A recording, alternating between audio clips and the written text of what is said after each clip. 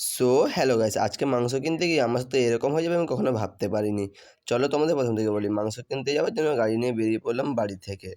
Finally কিছুক্ষণ পর বাজারের ভেতরে চলে সো হ্যালো গাইস, আজকে মাংস কিনতে গিয়ে আমার সাথে এরকম হয়ে যাবে আমি কখনো ভাবতে পারিনি। চলো তোমাদের প্রথম থেকে বলি। মাংস কিনতে যাওয়ার জন্য গাড়ি নিয়ে বেরিয়ে পড়লাম বাড়ি থেকে। ফাইনালি কিছুক্ষণ পর বাজারের ভেতরে চলে এলাম। আর আমাদেরকে মাংস কিনতে হলে একটু সামনের দিকে যেতে হবে। ফাইনালি চলে এলাম মাংস দোকানের সামনে। আর এখানে গাড়িটা রাখবো আমি। গাড়ি রেখে দিয়ে হ্যান্ডেল লক করে দিলাম। আর এদিকে আমার শালা দাঁড়িয়ে আছে, বলে আসো। আর এসে দেখি দোকান বন্ধ। যেহেতু আমাদের আসতে দেরি হয়ে যেত, তার জন্য আমরা মাছ নেবার জন্য ওই সাইডে চলে গেলাম। এসে দেখি মাছ শেষ হয়ে গেছে, তাই গাড়ি নিয়ে বেরিয়ে পড়লাম বাড়ি যাবার জন্য।